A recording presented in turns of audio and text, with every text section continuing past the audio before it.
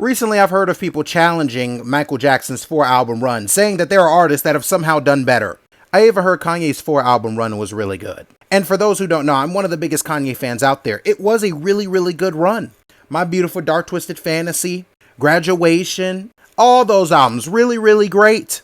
But buddy, let me tell you something. They are not, I repeat, not better than any of this.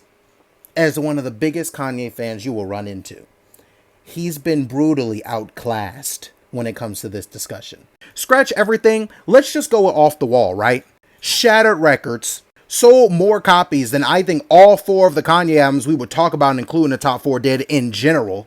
This album sold like 30 or 40 million copies. And it was one of his first solo albums. Not his first one, he had solo albums before this, but it was his first major big one. And you know what? While we're discussing this, let's go to Thriller. Biggest album of all time, no debate. If you think an album is better than Thriller, hey buddy, it's got to be the Beatles, it's got to be Queen, it has to be somebody who's really good.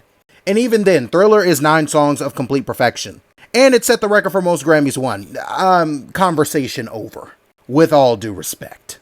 Then you have Bad, another incredibly influential album. No, it's not as great as Thriller was. It's going to be impossible to replicate Thriller.